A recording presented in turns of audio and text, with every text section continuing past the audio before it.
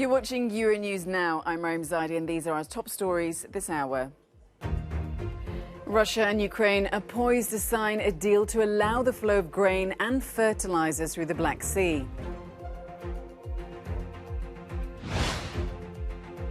Cracks emerge in EU unity as Spain and Portugal reject proposed gas caps by Brussels, and Hungary taps at Moscow to meet its energy needs. And the biggest wildfire in 30 years breaks out on the Slovenian border with Italy as blazes continue to rage across Europe. Russia and Ukraine are expected to sign today a much-anticipated deal brokered in Turkey to allow the flow of grain and fertilizers from the war-torn region. The agreement, based on a UN plan, would see grain exports resume through the Black Sea. The safety of the shipments is expected to be overseen by a UN monitoring group based in Istanbul.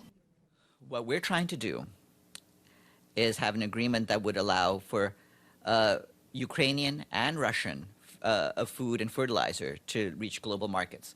As you know, we've pointed out for many months how serious the food crisis around the world is, and this is a component, a large component of that crisis. So if we can resolve this, well, the situation remains a little bit fluid, so I can't really say when something will be signed.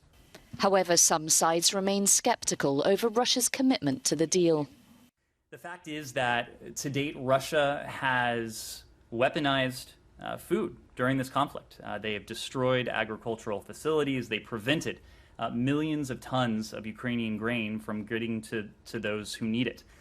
As I said, we welcome the announcement of this agreement in principle, but what we're focusing on now is holding Russia accountable for implementing this agreement and for enabling Ukrainian grain to get to world markets. This could be the first major deal between the warring sides since Russia invaded Ukraine. It is also seen as a solution to a looming global food crisis. NATO member Turkey has played a key role in facilitating talks.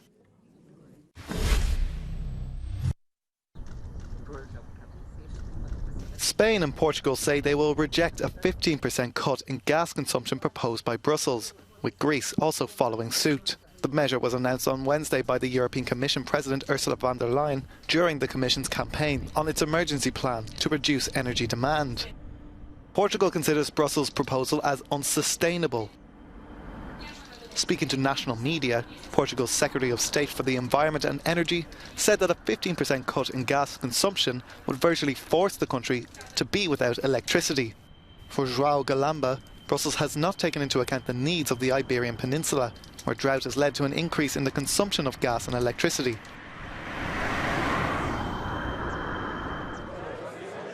In Spain, the energy minister stressed that the country does not depend on Russian gas and has made efforts to invest in gas storage and liquefaction infrastructures. Teresa Ribera assured that there will be no cuts for families or industry. We defend European values, but they can't demand this sacrifice from us. They haven't even asked us for our opinion on it beforehand. The difference with other countries is that we do not live beyond our means from an energy point of view.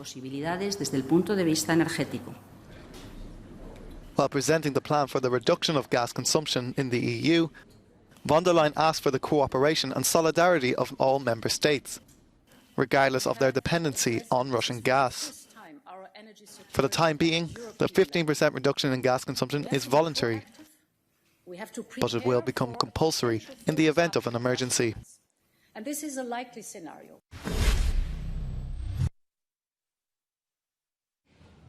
The Hungarian Foreign Minister Peter Szijjártó was in Moscow on Thursday discussing the purchase of hundreds of millions of cubic meters of natural gas. Szijjártó said the purpose of his visit was to guarantee Budapest's energy supply and to make clear that the Hungarian government is interested in peace. The purchase of an additional 700 million cubic meters of natural gas on top of the contracts already signed is needed to ensure the country's energy security in the coming months. The visit comes just one day after Brussels asked member states to reduce energy consumption by 15% to overcome the loss of Russian supplies. Russian Foreign Minister Sergei Lavrov did not give a clear answer whether Moscow will say yes to the Hungarian government's request. Systematic implementation of projects related to the export of Russian hydrocarbons is underway.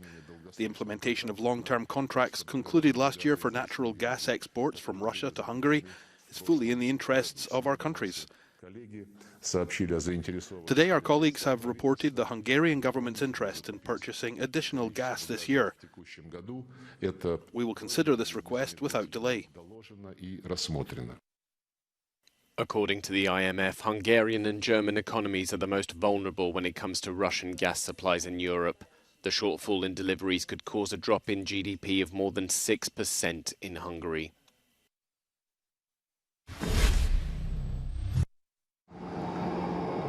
The European Central Bank has raised interest rates by more than expected to 0.5 percentage point to combat record inflation. It will be the first time the ECB has raised rates since 2011.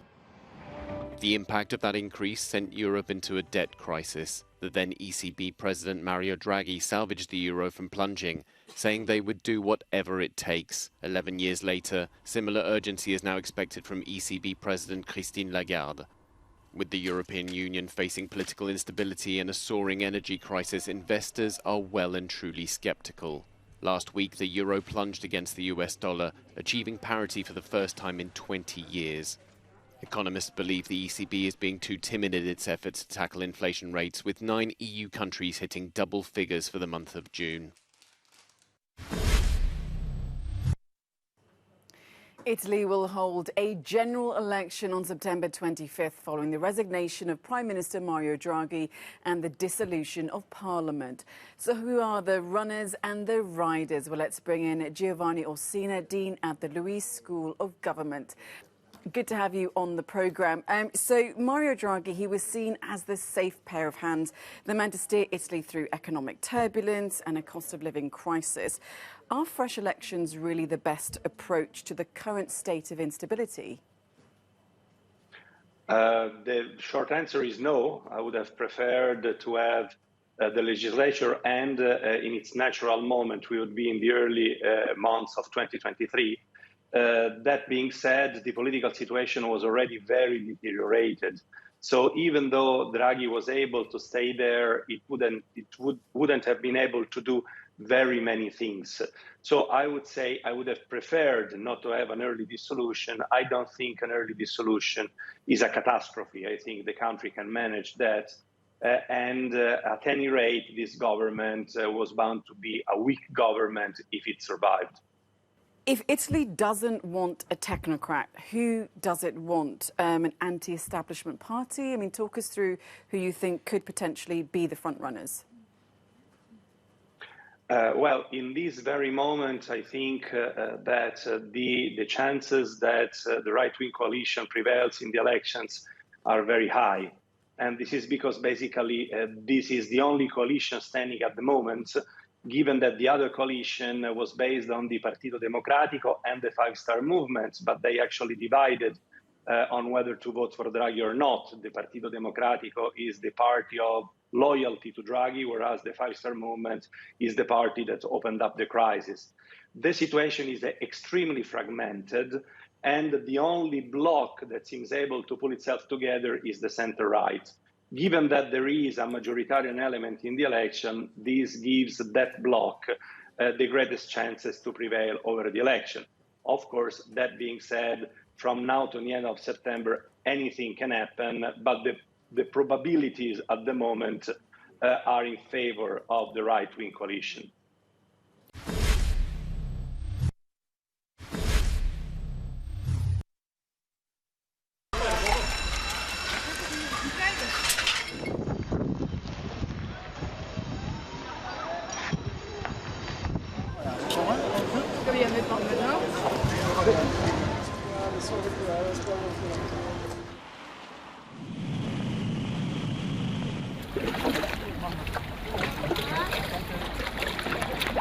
You're watching Euronews now. Do stay with us. Lots more to come on the programme.